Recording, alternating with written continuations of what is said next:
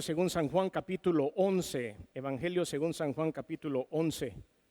Quiero tomar este espacio también para expresar nuestras condolencias a la familia Urquía, nuestro hermano José Urquía, que ha sido siempre miembro de la iglesia, miembro de la junta directiva del Colegio Cristiano Josué, su esposa Patti, que ha sido siempre colaboradora en varios ministerios de la iglesia. Falleció la madre de nuestro hermano José y estamos enviando nuestras condolencias. Estuvimos acompañándoles hace un rato a él y a toda su familia, así que enviamos nuestras condolencias de parte de la iglesia y de parte de este servidor por el fallecimiento de doña Rosa Enríquez, viuda de Urquía. Juan capítulo 11, vamos a estar meditando en todo ese capítulo, sin embargo he tomado como versículo base el versículo más corto de la Biblia. A ver quién se puede el versículo más corto de la Biblia. Aquí mis amigos y hermanos teólogos me pueden decir cuál es el versículo más corto. Vamos a ver, ¿cuál sería? Ese es nuestro texto base. Todavía no lo han puesto aquí en la pantalla, ¿verdad? No les han soplado. Juan 11:35, ese es. Jesús lloró, el versículo más corto de la Biblia. Este lo vamos a tomar como base porque es lo que a donde vamos a tener el enfoque principal de la predicación más adelante. Sin embargo, vamos a estar analizando toda la historia del capítulo 11, así que usted póngale un separador a Juan 11, porque ahí vamos a estar meditando en su palabra. Vamos a orar. Señor, te damos gracias por darnos la oportunidad maravillosa, este privilegio de predicar. Entre otras actividades, Señor, que nos permites desarrollar, siempre nos permites un espacio para poder compartir tu palabra. Ese es un privilegio, es un honor, Señor. Pero entendemos que no somos merecedores de este privilegio. Entendemos, Señor, que no nos hemos ganado nada. Entendemos que es por tu inmensa misericordia y que en nuestras fuerzas o por nuestro conocimiento no vamos a lograr alcanzar a las personas con el mensaje que tú has diseñado. Es por eso que hoy, Señor, humildemente me rindo a ti y te pido apoyo.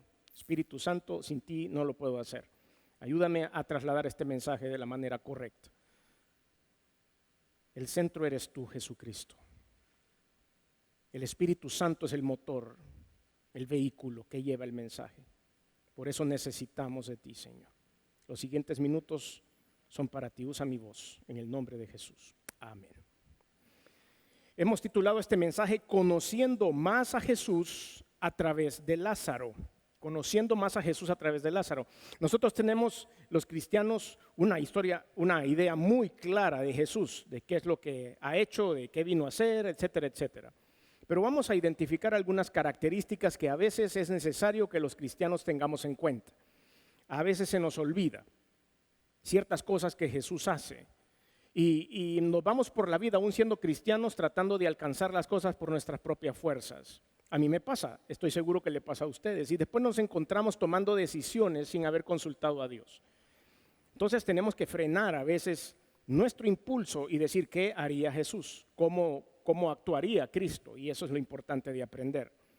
El centro de este mensaje no es Lázaro. Aunque vamos a hablar de Lázaro, no es él el centro. El centro es Jesús. Vamos a tomar a Lázaro como lente y a través de Lázaro vamos a ver nuestro enfoque que va a ir hacia Jesucristo directamente. Lázaro solo se menciona 2 veces en la Biblia, en el capítulo 11 y en el capítulo 12. O sea, se habla de él en el capítulo 11 y 12. Si ustedes quieren buscar en otro lugar, van a ser difícil que encuentren a Lázaro. Van a encontrar a otro Lázaro por ahí en unos evangelios, pero no es el mismo Lázaro del que vamos a hablar hoy, de Betania. La historia es esta y la vamos a conocer. ¿Quién era esta familia? ¿Qué hicieron de bueno? Lázaro tenía 2 hermanas, Marta y María. Ustedes deben conocer muy bien la historia. Lázaro, Marta y María. Ellos 3 vivían juntos en esta aldea llamada Betania. ¿Qué pasó con ellos? No sé, la historia no nos cuenta mucho. Hemos hecho alguna investigación, pero no hay mucho acerca de Lázaro en la parte histórica. Solo sabemos que vivía con sus hermanas. Probablemente Lázaro estaba viudo, probablemente estaba soltero, nunca se casó, no lo sabemos, no sabemos cómo. Y cómo es que Marta y María también vivían en ese lugar, no sabemos cómo. No se habla de sus esposos, no se habla de sus hijos, pero sí se menciona algo sumamente importante y es que cuando el Señor Jesucristo hacía escala en Betania, siempre pasaba a saludar a esta familia. ¿Qué hicieron Marta, María y Lázaro para conquistar el corazón de Jesús? Y esa es la primera interrogante que yo quiero que ustedes y yo nos llevemos al corazón para poderla analizar al final de esta historia. ¿Qué hicieron? ¿Qué hizo esta familia como para que Jesucristo llegara a tocarles la puerta y decirles, hoy me voy a hospedar con ustedes? O voy a pasar por Betania, y quizás una llamada telefónica, un WhatsAppazo o lo que sea, y les decía, paso por Betania la próxima semana, ahí llego a saludarlos. Y ellos estaban preparados para recibir al maestro. ¿Qué cosa? Porque el Señor caminaba y saludaba a todo el mundo, sanaba a todo el mundo, pero cuando menciona a estos tres personajes bíblicos, los menciona con un cariño especial. Y eso es lo que ustedes y yo debemos aprender. Lucas capítulo 10, versículos 38 al 42, hace una reseña de una de estas escenas en las cuales el Señor Jesús visitó a Marta y María. Aconteció que yendo de camino entró en una aldea y una mujer llamada Marta le recibió en su casa. Esta tenía una hermana que se llamaba María, la cual, sentándose a los pies de Jesús, oía su palabra.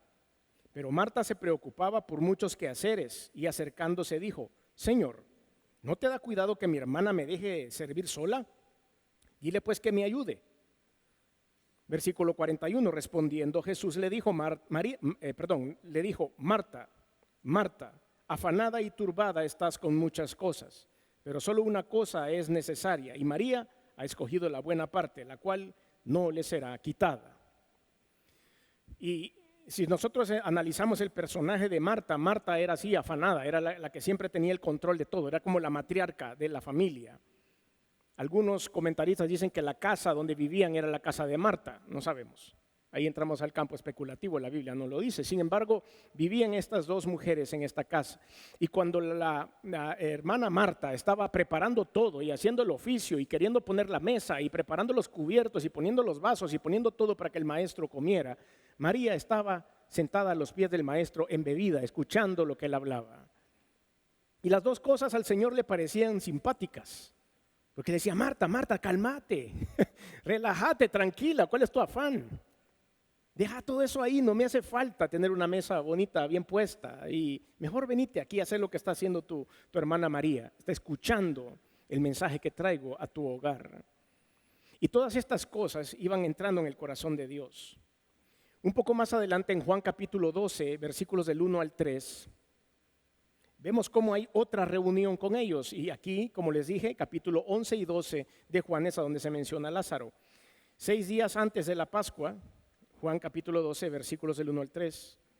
6 días antes de la Pascua vino Jesús a Betania, donde estaba Lázaro, el que había estado muerto y a quien había resucitado de los muertos, y le hicieron allí una cena. ¿Quién servía?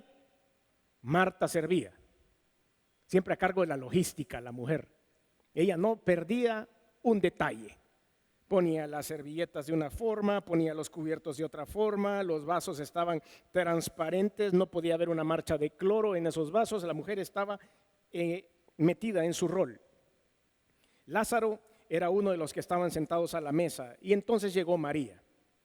María en su onda también, María en la onda espiritual, Marta sirviendo activamente y María entrando en esa dinámica espiritual. Entonces María tomó una libra de perfume de nardo puro de mucho precio y ungió los pies de Jesús y los enjugó con sus cabellos y la casa se llenó del olor del perfume. María llegó e hizo algo que tocó el corazón de Dios. De hecho, después el Señor dijo, todo el mundo sabrá lo que esta mujer hizo. Y lo dejó así. Mateo 26 del 6 al 13, Marcos 14 del 3 al 9, todos hacen un paralelismo acerca de este evento. La ciudad de Betania era un lugar bastante visitado por Jesucristo y quizá distaba unos 10 kilómetros o menos, quizá unos 3 kilómetros, de la ciudad de Jerusalén. La descripción del evento de lo que sucedió con ellos está en los primeros versículos del capítulo 11 de Juan. Si ustedes quieren saber un poco más acerca de la ciudad de Betania, se menciona en Mateo 21:17, Mateo 26:6, Marcos 14:3, Marcos 11:1, Lucas 19:29, Lucas 24:50 y Juan 11:12. Y todos esos lugares se menciona esta aldea de Betania, o sea que el Señor pasaba con regularidad. Pero ¿qué pasó? ¿Qué pasó en ese lugar? El Señor Jesús andaba con sus discípulos haciendo su trabajo en otro lugar, y ahora sí nos vamos a ubicar en el capítulo 11 de Juan. Estaba entonces enfermo uno llamado Lázaro de Betania, la aldea de María y de Marta su hermana. María, cuyo hermano Lázaro estaba enfermo, fue la que ungió al Señor con perfume y le enjugó los pies con sus cabellos. Enviaron pues las hermanas para decir a Jesús: Señor, he aquí el que amas está enfermo. Eso era lo que estaba sucediendo. De repente cayó enfermo su amigo Lázaro. ¿Y qué harían ustedes o qué hacemos nosotros los cristianos cuando tenemos a una persona enferma en la casa? ¿Qué hacemos? Este network que hay en la iglesia, somos un network, somos una cadena. Estamos amarrados a través de la fe todos nosotros, y cuando nuestro hermano Jorge estuvo enfermito hace unos meses, ¿qué hacíamos todos? Orábamos por el hermano Jorge. Y publicábamos aquí cómo iba desarrollando. Hace poco nuestro pastor estuvo enfermo y ¿qué hacíamos todos? Orábamos por nuestro pastor. Si ustedes tienen un problema, le llaman a los hermanos de la iglesia: oren por mi mamá, oren por mi papá, oren por mí, estoy enfermo o no me siento bien. Pues exactamente eso es lo que estaba haciendo Marta y María. Lázaro cayó enfermo y lo primero que hicieron fue orar, pero en aquel momento tenían al maestro físicamente. Nosotros no lo tenemos físicamente, nosotros tenemos que orar para conectarnos con él. Pero ellas sí tenían al maestro y sabían quién era. No tenían dudas de que era el Hijo de Dios. Y entonces mandaron lo que hoy se llamaría para nosotros una oración, es: avísenle al maestro que Lázaro, su amigo, está enfermo. Y así lo hicieron. Ahora, a continuación vamos a ver 9 características que vamos a conocer acerca de Jesucristo. 9 características para que usted sepa qué esperar y qué no esperar, para que usted pueda conocer más la personalidad de Jesús, tanto en la parte humana como en la parte divina. Entonces vamos a arrancar del capítulo 4 en adelante. Ya tenemos puesta la historia, ya sabemos qué está pasando, vamos a ver cómo reacciona Cristo. La primera característica que quiero compartir con ustedes, por supuesto, es la omnisciencia. Jesús, el omnisciente, Él lo conoce todo, lo sabe todo. A Jesús nada le agarra de sorpresa. A ustedes y a mí sí nos agarra de sorpresa. Algunas cositas no las vemos venir. Y suceden ciertas cosas y tenemos que repensar todo y reorganizarnos. Pero a Jesús no. Las pruebas que nosotros enfrentamos tienen un propósito. Jesús ya la sabe, pero eso tiene un propósito. Lo que está sucediendo en la vida de Marta, en la vida de María y en Lázaro, todo eso tiene un propósito. Olviden la historia de Lázaro. No saben ustedes en este momento que Lázaro resucitó. No lleguemos ahí todavía, porque en este momento de la historia ellos no saben qué va a pasar con Lázaro. Solo saben que está muy enfermo. El capítulo 4 dice: oyéndolo Jesús dijo: esta enfermedad no es para muerte, sino para la gloria de Dios, porque el Hijo de Dios sea glorificado por ella. En ese momento, en su omnisciencia, en su conocimiento completo y absoluto de todo lo que pasaba, el Señor sabía de que no era de muerte. Al final del evento, Dios conoce su historia, Dios conoce el final de su película. Cuando la película de su vida llegue al fin y empiecen a pasar los créditos y a subir todas las letritas al final de la película, Dios ya sabe lo que pasa ahí.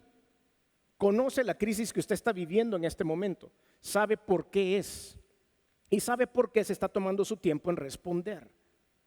Si usted está esperando una respuesta inmediata de Jesucristo o de Dios en su vida, espere con paciencia. Algunas veces llega muy rápido, otras no. Aquellos que tenemos algunos años ya de estar en la fe en Jesucristo, conocemos perfectamente lo que es esperar en Dios. Y hay momentos en que Dios es el vidrio que quebramos en un incendio. Rapidísimo, rápido, quebramos el vidrio y tenemos la manguera. Y a veces el Señor actúa de una manera sobrenatural, muy rápido. Pero aquí dice: esta enfermedad no es para muerte, no se preocupen. Pero Lázaro se murió. El Señor decía: no es para muerte, tranquilos, tiene que pasar por todo lo que tiene que pasar, pero no se va a morir. Sí, se va a morir, sí, pero no va a quedar muerto. A eso se refería Cristo. Sí se va a morir, pero no va a quedar muerto. Pero ustedes y yo no entendemos esa retórica porque sobrepasa nuestra mente.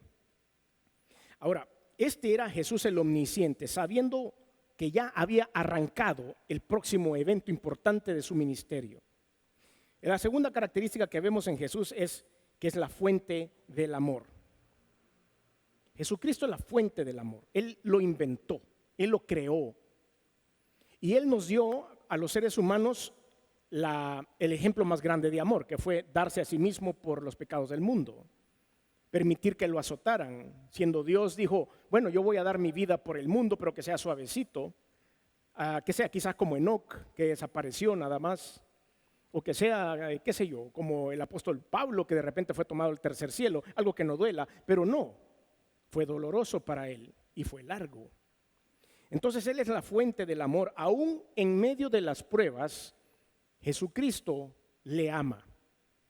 Cuando usted cree que está solo o sola en este mundo, en medio de las circunstancias, que le llueve sobre mojado, que las cosas siguen y siguen, y que todo el mundo habla mal de usted o lo señala o le dice algo, no se le olvide, en medio de las circunstancias, Jesucristo le sigue amando. Versículo 5, capítulo 11, versículo 5. Y amaba Jesús a Marta, a su hermana y a Lázaro. Dios permitió que ese versículo quedara puesto ahí para asegurarnos a usted y a mí de que Dios nos va a seguir amando en medio de las circunstancias. Él es la fuente del amor. Característica número 3. Jesús es un estratega. Cuando Dios diseña ciertas actividades en nuestra vida, no solo ve las actividades en el momento, Él se proyecta. Por eso dijimos hace un rato que decía, esta enfermedad no es de muerte, aunque Lázaro murió. Pero cuando Él se proyecta, Él hace una estrategia. Por eso es Jesús el estratega. Y Él cumplirá el plan de Dios en nosotros, al pie de la letra. Un plan que probablemente usted y yo no conocemos todavía. Esa es la gran duda de todos. ¿Qué irá a pasar? Si nosotros lo pensamos desde el punto de vista de Jesús, ya sabíamos lo que iba a pasar. Pero si lo pensamos desde el punto de vista de Marta y María, no sabían qué estaba pasando. Y generalmente nosotros estamos en este lado de la historia. No sabemos en qué vamos a terminar. Y eso nos produce ansiedad. Pero cuando ponemos los ojos en Jesús, el autor y consumador de la fe, nos damos cuenta que lo que estamos pasando está escrito en un plan perfecto y que Jesucristo actuará en el momento que le toque actuar. Versículo 6 en adelante. Cuando oyó, pues, que estaba enfermo, se quedó 2 días más en el lugar donde estaba. Esto, recuerden, viene inmediatamente, esta frase viene inmediatamente después de asegurar que amaba a Marta, a su hermana y a Lázaro. Pero aún así se esperó 2 días más. ¿Por qué Jesús no reaccionó en el momento? ¿Por qué no dijo, uy, Lázaro se me muere? Dejen todo tirado acá porque tengo que ir a atender la emergencia. Dejen todo esto aquí porque hay que ir a dar soporte a Marta y María porque deben estar muy afligidas. Uy, voy a dejar esto que estoy haciendo. Hacete cargo, Pedro. Juan, vos también hacete cargo, ya vengo. Pero no fue así. Él lo tomó bien relax y dijo, 2 días más me voy a quedar por acá. Sigamos leyendo. Y dice, cuando oyó pues que estaba enfermo, se quedó 2 días más en el lugar donde estaba. Luego, después de esto, dijo a los discípulos, ok, ya es hora. Vamos a Judea otra vez. Y todos empezaron a ver y le dijeron los discípulos, Rabí, ahora procuran los judíos apedrearte y otra vez vas allá. O sea, ahora analicemos un poquito bajo la historia de Lázaro lo que los discípulos pensaban. Ahí les llegó la noticia también. Marta, María y Lázaro estaban en problemas, pero ellos estaban ok con que el maestro no fuera. Cuando ellos vieron que Jesucristo no se movía, tampoco hicieron presión. Y no le dijeron, maestro, ¿y no vas a ir a ver a tu amigo que está enfermo? No les convenía. ¿Por qué? Porque estaban persiguiendo a los cristianos en Judea. Y ellos no se querían morir, ni querían que su maestro muriera tampoco. Entonces todos calladitos, pensando como usted y yo pensamos en materia humana. Pero Jesús pensaba de otra manera. No le pudieron sus apóstoles seguir el paso a lo que le estaba pasando por la cabeza a Jesús. Ni usted ni yo vamos a poder comprender a veces los movimientos de Cristo en nuestra vida. Usted y yo tampoco vamos a poder comprender cuál es el plan perfecto de Dios. Él tiene una estrategia. Lo único que sí sabemos es que así como a Marta, María y Lázaro, Jesús no nos va a dejar solos, nunca. Jesús le ama y Jesús me ama. Y Jesús está pendiente de nosotros todo el tiempo, pero es parte de una estrategia lo que está sucediendo. A veces no nos causa ninguna gracia, pero va a pasar. Sigamos leyendo. Versículo 9, respondió Jesús: ¿no tiene el día 12 horas? El que anda de día no tropieza porque ve la luz de este mundo, pero el que anda de noche tropieza porque no hay luz en él. Leí algo bien interesante cuando estaba preparando esta predicación. ¿Por qué Jesús a veces hablaba en parábolas? ¿Por qué a veces decía ciertas cosas con una sabiduría divina y después se las explicaba con una sabiduría humana? Y es porque Jesús es la luz y la palabra de Dios es la luz que ilumina a todos nosotros. Pero cuando Jesús viene y enciende ese gran foco que es la palabra de Dios para nosotros, nos deja deslumbrados y no entendemos lo que está pasando. Si venía Jesús y explicaba o leía todo lo que Él quería que nosotros entendiéramos, nuestro cerebro no iba a ser capaz de procesar toda la información. Entonces a veces hablaba con ilustraciones, a veces usaba, ustedes pueden ver un montón de ilustraciones que hay ahí: somos la sal, somos la luz. Usaba el aceite como ilustración, usaba parábolas, inventaba historias de esta manera que nosotros pudiéramos comprender, porque es tan compleja la palabra de Dios, el mensaje divino, que nos podía deslumbrar y después no íbamos a entender absolutamente nada. En este momento Él usa esa parte y dice: ¿no tiene el día 12 horas? ¿Qué tiene que ver el día de 12 horas con lo que está pasando? Con el hecho de querer ir a Judea, a poder atender a su amigo y a sus hermanas. Entonces los hombres se han de haber quedado: ¿a qué se refiere el Señor? El que anda de día no tropieza porque ve la luz de este mundo. En ese momento, por supuesto, Él tomaba el día como de 6 de la mañana a 6 de la tarde, que era el reloj judío, y de 6 a 6 ya era la noche para ellos. Por eso Él decía: tiene 12 horas el día, hay que caminar de día. Quiere decir que mientras se pueda tenemos que estar trabajando. Quiere decir que mientras tengamos la oportunidad de andar, tenemos que andar y enseñar. Y eso es lo que hacemos hoy domingo, ustedes y yo. Mientras esté de día, vamos a venir a la iglesia. Mientras esté de día, vamos a predicar la palabra. Y no hablo acerca de la luz del día. Es mientras tengamos la oportunidad de hacerlo. Es mientras tengamos la fuerza de hacerlo. Mientras tengamos la voz para hacerlo. Mientras tengamos la libertad para hacerlo. Entonces dice el Señor: ¿y qué les pasa a ustedes? Tengo la oportunidad de ir y hacer otro milagro, voy a ir a hacerlo. Vamos. Y aquí aprovecha Él también para continuar, y es por eso que la siguiente característica, la número 4 que vemos en Jesús, es Jesús el Maestro. Dios siempre nos va a enseñar algo en medio de las circunstancias. Él siempre nos está dando una clase. Por eso tenemos que ser muy cuidadosos en aprender lo que pasa en nuestra vida. Jesús el Maestro. Él nunca dejaba de enseñar. Cualquier evento era bueno para enseñar. Y aquí tengo que poner también previo a lo que va a suceder, tengo que poner una alerta, una advertencia para la iglesia. Pero vamos a leer primero la porción, versículo 11. Dicho esto, les dijo después: nuestro amigo Lázaro duerme. La palabra dormir en la iglesia, en la Biblia, si usted lo analiza, se refiere a la muerte.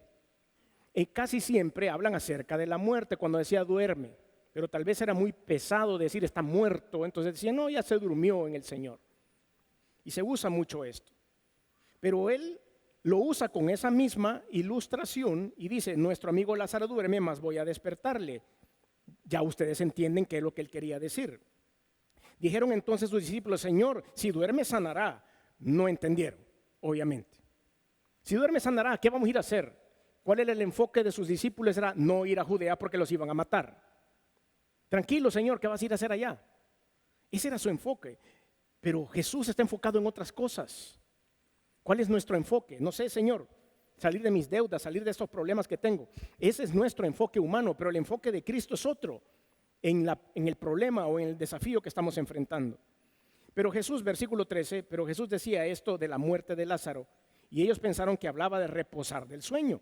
Entonces, y aquí es a donde viene Jesús y aprovecha, Jesús les dijo claramente: Lázaro ha muerto. Muchachos, les tengo que enseñar todo. Vaya, les voy a hablar en buen español, les dijo el Señor Jesucristo a sus discípulos: Lázaro se va a morir. está muerto ya. No quiere decir que duerme físicamente, que está soñando con los angelitos, como decíamos de pequeños, sino que está muerto. Y me alegro por vosotros de no haber estado allí para que creáis, mas vamos a Él. Y entonces ahí está el plan trazado. Jesús el Maestro les enseñó que quería decir esto. Después siempre hay uno que murmura, siempre está el murmurón por ahí. Siempre hay uno que dice, bueno, Señor, yo no sé, pero no te entiendo, no te comprendo, pero ni modo, como vos decís que vayamos y vos sos el líder, vamos. Y así fue Tomás. Ustedes saben que Tomás, el dídimo también, o el mellizo, así es la traducción de su nombre, era como bien rebelde para ciertas cosas y era un gran incrédulo. Ese es el perfil que él se ha creado. Y en el versículo 16 dijo entonces Tomás, llamado Dídimo, a sus condiscípulos, vamos también nosotros para que muramos con él. Como que dice, pues está bueno, hay que nos maten a todos pues. Pero bueno, hay que seguir al maestro, ni modo, vamos. Esa frase solo está ahí para entender de que ellos entendieron, después de la explicación de Jesús, humanamente lo que iba a suceder y que todavía ellos en su mentecita humana pensaban que iban a morir. Ahora, lo que viene a continuación es lo que yo quiero poner una alerta a la iglesia. En ningún punto de esta predicación, de este mensaje que hay en Juan 11, menciona que Marta y María dijeron, no, Lázaro es amigo de Jesucristo, por lo tanto no se va a morir. O que ellas han dicho, no, Lázaro está enfermo, pero nosotros reprendemos la enfermedad en el nombre de Jesús. O nunca dijeron tampoco, no, Lázaro le detectaron un tumor o tiene cáncer, no sabemos de qué estaba enfermo, pero nosotros no aceptamos ese diagnóstico. Ese tipo de actitudes dentro de la iglesia se llama la supergracia. La supergracia es una corriente de pensamiento equivocada que cree que a nosotros los cristianos no nos va a pasar nada nunca y que tenemos la autoridad dada por Dios para reprender las cosas y para evitar las malas noticias. Lo he dicho muchas veces desde este púlpito y lo vuelvo a decir. Aquel que predique que a los cristianos no les va a pasar nada está vendiendo cielos falsos. Nos va a pasar, a todos nos ha pasado. O no hemos estado enfermos, pastor. O no hemos tenido que someternos a cirugías, o no hemos tenido accidentes, o no hemos tenido problemas económicos. El hecho de ser seguidores de Cristo no quiere decir que nada nos va a pasar. Entonces no puedo yo hacer el show de decir, reprendo el diagnóstico del médico, no lo acepto en el nombre de Jesús. Pero si no se da el tratamiento, se va a morir. Se lo aseguro que se va a morir. Entonces la supergracia nos hace tener una fe ficticia de que las cosas no van a pasar. Si le pasó a Lázaro, que era amigo de Cristo, si le pasó a Marta y María, la desgracia con su hermano, que eran personas a las que amaba Jesús en ese momento ahí, igual que nos ama a usted y a mí, ¿por qué no nos va a pasar a nosotros? Por más que digamos que no aceptamos el diagnóstico, va a pasar. Entonces, cuidado con la supergracia. Jesús es disciplinado. Esta es otra de las características. La característica número 5. Jesús es disciplinado. Él va a hacer las cosas como deben ser. Él va a seguir el planteamiento del plan de Dios para nuestra vida. Nosotros no vamos a llegar a doblarle el brazo a Jesús. Y le vamos a decir, Señor, ¿por qué no hacemos no vamos a dar toda aquella vuelta, mejor vámonos por este atajo aquí, Señor, ¿no? ¿Para qué vamos a ir a toda esa gran vuelta, Señor? Dios le va a decir, no, me vas a seguir en la vuelta.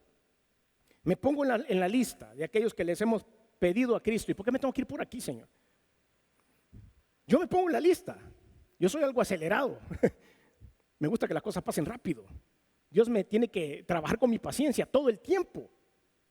Y entonces a veces yo le digo a Cristo de rodillas, Señor, ¿y yo por qué siempre me tengo que ir por la empedrada? ¿Por qué siempre me tengo por la ruta larga, Señor? ¿Por qué no me puedo ir aquí recto? Y Dios, la respuesta de Él siempre ha sido la misma. Y me dice, porque te conozco. Y en cada curva de toda esa vuelta que estás dando, estoy yo para que me busques. Y si te vas rectecito y planito aquí, vas a creer mucho en ti. Necesito mandarte por la empedrada para que estés en una dependencia absoluta mía. Para que me encontres en cada curva, para que me encontres en cada pendiente, para que me encontres en cada subida cuando ya no aguantás. Ahí voy a estar yo para ti. Pero si te dejo en una pista de aterrizaje así bien linda, bien parejita, bien bonita, vas a creer que estás aterrizando tu avión y vas a ser muy autosuficiente. Necesito que des vueltas. Y eso era lo que Lázaro, Marta y María estaban haciendo en ese momento. Y Dios es bien disciplinado, apegado al procedimiento, no va a cambiar. Versículo 17.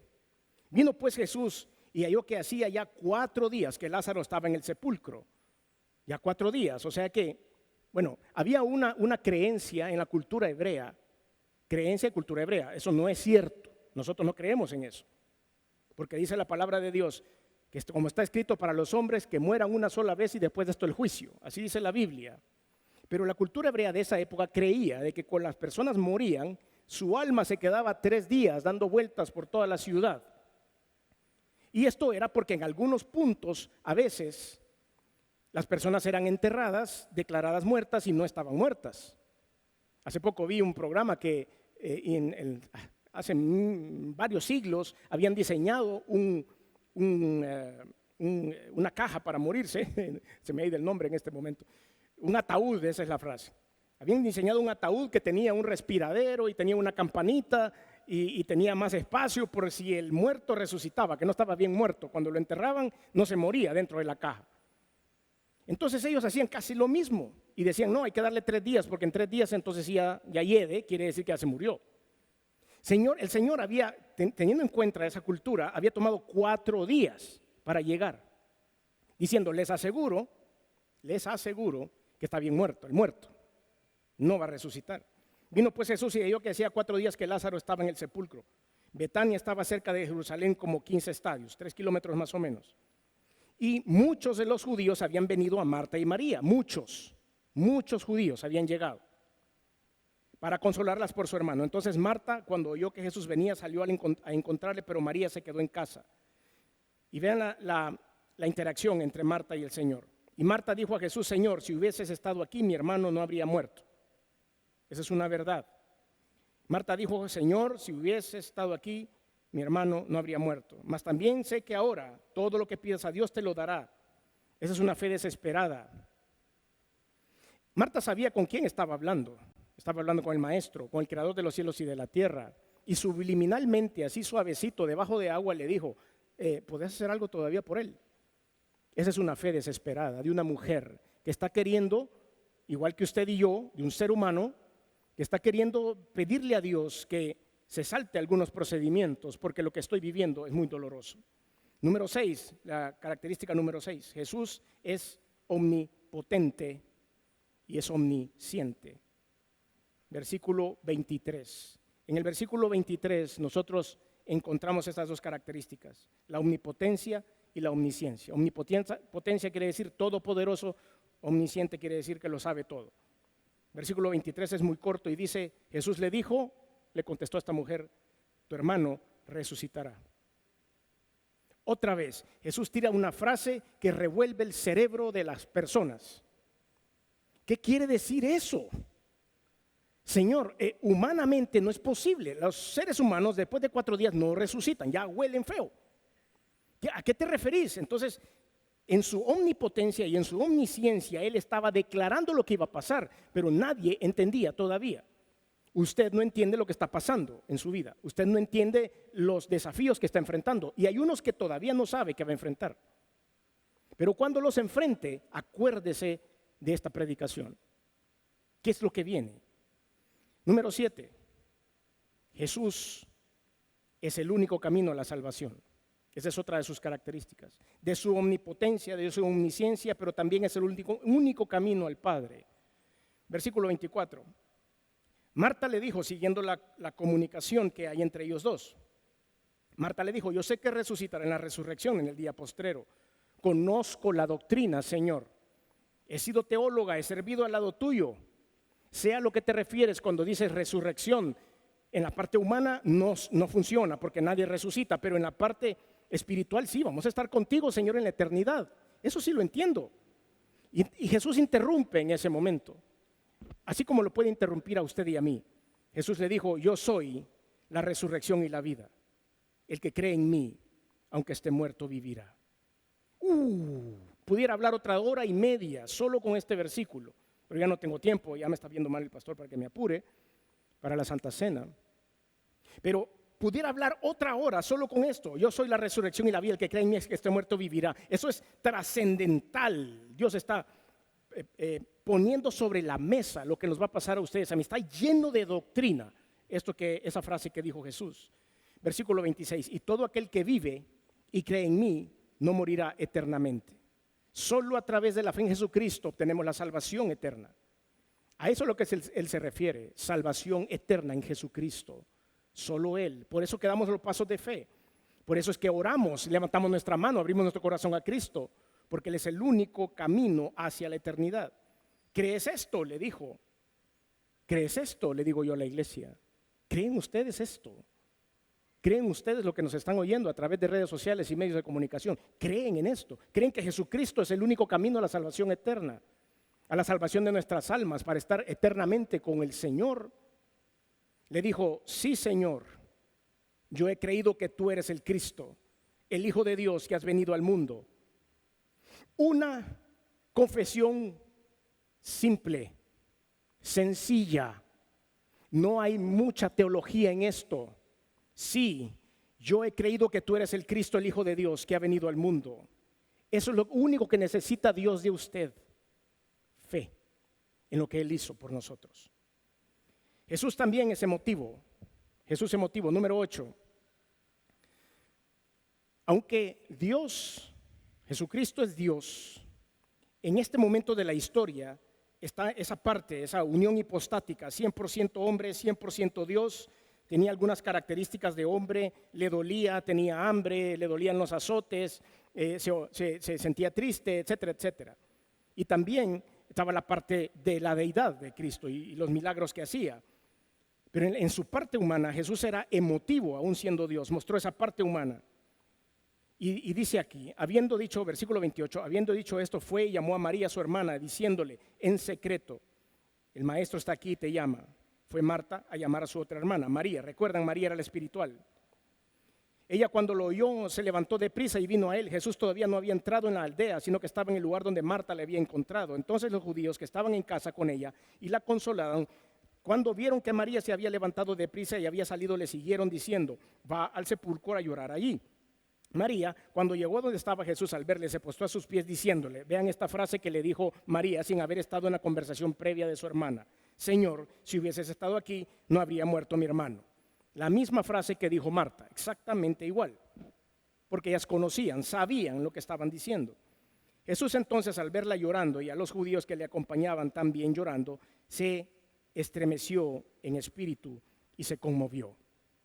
Lo que le pasa a usted conmueve a Jesús. Las cuestiones difíciles que pasamos conmueven el corazón de Dios, aún en la parte divina. Pero Él nos ama tanto, le ama tanto, que le conmueve lo que le pasa. Hemos dicho 1000 veces, vivimos en un mundo peligroso, aquí las cosas son difíciles, aquí duele, aquí nos traicionan, aquí nos golpean, aquí tenemos accidentes, nos enfermamos. Y todo eso le duele a Dios. Él no quisiera que pasáramos por esas cosas. Entonces dice versículo 33, Jesús entonces al verla llorando y a los judíos que le acompañaban también llorando, se estremeció en espíritu y se conmovió y dijo, ¿dónde le pusisteis? Y le dijeron, Señor, ven y ve. Y a continuación está el versículo más corto de la Biblia que usamos como base para este mensaje. Jesús lloró.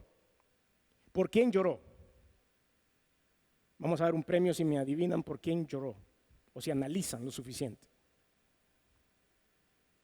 ¿Lloró por Lázaro muerto, su amigo? No. Acabo de predicar esto en un funeral, en una vela. Jesús no lloró por Lázaro. Jesús llora por la gente que está sufriendo.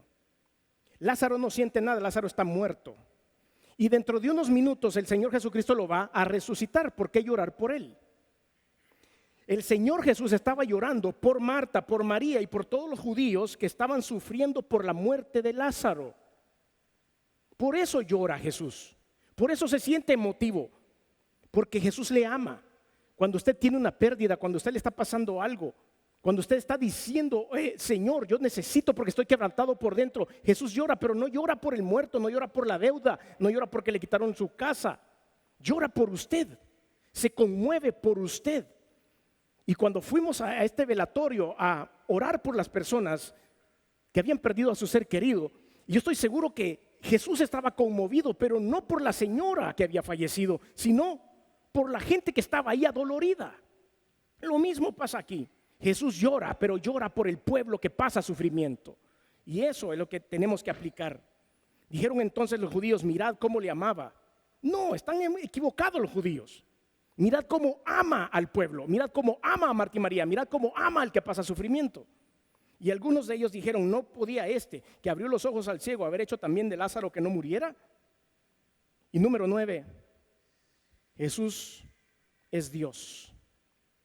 Otra de sus características: Jesús es el Hijo de Dios, porque en Él hay poder, porque en Él hay milagros y porque en Él hay autoridad. Y hemos puesto nosotros los ojos en Cristo y hemos puesto nuestra fe en Él. Jesús, profundamente conmovido, otra vez, versículo 38, vino al sepulcro, era una cueva y tenía una piedra puesta encima. Dijo Jesús: quitad la piedra. Marta, la hermana del que había muerto, le dijo: Señor, hiede ya, porque es de 4 días. Jesús le dijo: ¿no te he dicho que si crees verás la gloria de Dios? Versículo 40 debe estar escrito en su escritorio, en su Biblia, en su agenda. Debe ser el fondo de pantalla de su computadora. Debe estar escrito en las paredes de su casa, en algún papelito, en un post-it, en algún lugar. Debe estar visible para su esposo, para su esposa y para sus hijos. Debe estar metido aquí en la bolsa. Tenemos que tenerlo a la mano. Juan 11:40. ¿No te he dicho que si crees verás la gloria de Dios? Claro que hay que creer. Entonces quitaron la piedra de donde había sido puesto el muerto, y Jesús, alzando los ojos a lo alto, y es aquí donde se manifiesta la deidad.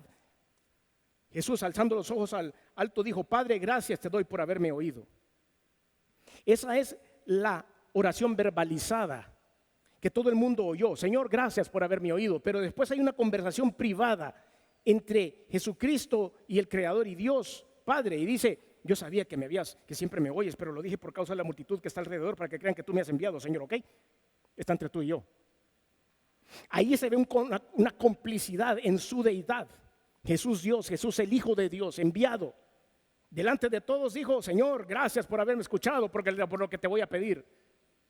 Pero después hay una complicidad entre ellos. Gracias, Señor. Yo sé que siempre me oís, pero lo tenía que decir delante de todos para que entiendan lo que está pasando. Habiendo dicho esto, clamó a gran voz: Lázaro, ven fuera. Y el que había estado muerto salió, atadas las manos y los pies con vendas y el rostro envuelto en un sudario. Jesús les dijo: desatadle y dejadle ir. Este, queridos hermanos, es el evangelio que predicamos. Este es el Jesús que predicamos. Estas 9 y muchas otras más características tiene Jesucristo, en el cual hemos depositado nosotros nuestra fe. Él fue el que murió en la cruz y derramó su sangre para darnos vida eterna. Él es el que nos acompaña en medio de las tribulaciones. No es el que ha prometido no hay tribulaciones, es el que nos acompaña en medio de las tribulaciones. Este es el evangelio que predicamos. Sencillo. Romanos 10 del 8 al 11 dice: mas ¿qué dice? Cerca de ti está la palabra, en tu boca y en tu corazón. Y esta es la palabra de fe que predicamos: que si confesares con tu boca que Jesús es el Señor y creyeres en tu corazón que Dios le levantó de los muertos, serás salvo. Porque con el corazón se cree para justicia, pero con la boca se confiesa para salvación. Pues la Escritura dice: todo aquel que en él creyere no será avergonzado. Marta, María y Lázaro no fueron avergonzados. Pero les tengo una noticia, y con esto termino. Marta, María y Lázaro se murieron. Su vida terminó. No sabemos cuándo ni cómo, 1 año después, 2 años, 3 años, 4 años. No sabemos cuántos años cumplieron, pero se murieron. Y están ahora en el premio máximo de todos los creyentes, adorando a Dios por la eternidad. Señor, te damos gracias porque eres bueno y tu misericordia es para siempre. Tu compañía está con nosotros en medio de las dificultades y agradecemos tu bondad, Señor. Ahora queremos pedirte, Rey de Reyes y Señor de Señores, que nos des esa maravillosa oportunidad de ser salvos. En lo que usted ora y le da gracias a Dios por estarle acompañando en medio de las circunstancias, yo quiero preguntar si hay alguien aquí que quiere recibir a Cristo como Señor y Salvador, como dice esta última porción que leímos en Romanos. Es necesario que reciba a Cristo como Señor y Salvador. Y esto se hace con esa sencilla oración: confesar con su boca que Jesús es el Señor. Si hay alguien que no ha hecho esa oración nunca en su vida y lo quiere hacer hoy, o hay alguien que probablemente se alejó de Dios, pero hoy ha venido de regreso y ha dicho yo quiero volver a los caminos de Dios, hagamos esa oración. No le voy a pedir que se levante, ni que venga aquí, ni que pase al frente. Yo no soy nadie para perdonarle los pecados, ni para darle vida eterna, eso lo hace Jesús. Lo único que puedo hacer es acompañarlo en la oración. Si usted quiere dar ese paso de fe, ahí donde está, en su lugar, levante la mano y diga, sí, yo quiero hacerlo, yo quiero recibir a Cristo como Señor y Salvador. No me quiero ir de aquí sin este plan perfecto y maravilloso. Habrá alguien esta tarde que quiera decir, sí, quiero levantar mi mano para que Cristo me tome en cuenta y sepa que yo soy un seguidor suyo. Habrá alguien que quiera dar ese paso de fe, que levante su mano. Veo su mano levantada. Que la gracia, la misericordia y toditito el amor de Cristo pueda caer sobre su vida. Que toda la bendición de Dios camine junto a usted en el tiempo que nos quede en este mundo. Que su corazón sea lleno de su gracia, de su alegría, de su gozo por este paso de fe que ha dado. ¿Habrá alguien más que quiera levantar su mano, así como hizo mi hermano ahí? ¿Habrá alguien más? Antes de hacer esta oración, ¿habrá alguien más? Antes de irnos, no se vaya sin Jesús. A la persona que levantó su mano y a las personas que nos están escuchando a través de los radios, medios de comunicación, les digo, repita conmigo por favor ahí donde está, con voz audible: Señor Jesús, reconozco que he hecho algunas cosas que no han sido de tu agrado, perdóname, me arrepiento. Reconozco que viniste al mundo hecho hombre, que te colgaron en una cruz, que la sangre que derramaste ha servido para limpiar mis pecados. Reconozco que resucitaste al tercer día y estás sentado a la diestra de Dios. Por lo tanto, hoy abro mi corazón y te recibo en él como mi único, como mi suficiente Señor y Salvador. Gracias por esta maravillosa oportunidad de la salvación eterna y del perdón de los pecados, en el nombre de Jesús. Amén. Señor, te doy gracias. Bendice a tu congregación, Señor. Y ahora conmemoramos, Señor, este evento maravilloso de la Santa Cena, en el nombre de Jesús. Estimado amigo y amiga que en esta hora ha escuchado el mensaje de la palabra de Dios, Dios tiene una linda oportunidad para usted, pero usted tiene que tomar una decisión, y es una decisión de fe. Y esa decisión tiene dos grandes partes. Uno, que le pida perdón a Dios por haberle ofendido a Él con sus pecados. Y en segundo lugar, creer que Él derramó su sangre para perdonarle todos sus pecados. Si usted quiere en esta hora abrir su corazón a Dios y decirle, Señor, sálvame, le voy a dirigir en una oración que contiene estos dos elementos que le he mencionado. Por favor, ahí donde está, haga esta oración conmigo. Diga, Padre eterno que estás en los cielos, me arrepiento de todo corazón por haber pecado contra ti. Reconozco que soy una persona pecadora. Me duele, Señor, el haberte ofendido con todos mis pecados. Límpiame con tu sangre que derramaste en la cruz. Creo que resucitaste para mi justificación delante de tus ojos. Por ello, Señor, te abro mi corazón y te recibo como mi único y suficiente Salvador. En Cristo Jesús. Amén y amén. Le felicito a todas aquellas personas que en esta hora han tomado a bien darle su vida a Jesús. Ahora, ¿qué tiene que hacer? Lea la Biblia. La Biblia es como un poema de amor de Dios para usted. Es su alimento, es su pan diario. Además de eso, ore. Orar es platicar con Dios en nombre del Señor Jesucristo. Congréguese en la iglesia para que usted sea edificado y fortalecido. Y también recuerde que si vuelve a caer en algún pecado, pídale perdón a Dios y no se quede postrado a la mitad del camino. Sacúdase el polvo a través del arrepentimiento pidiéndole perdón a Dios y levántese y siga caminando porque Jesús le espera al final del camino. Que Dios le bendiga.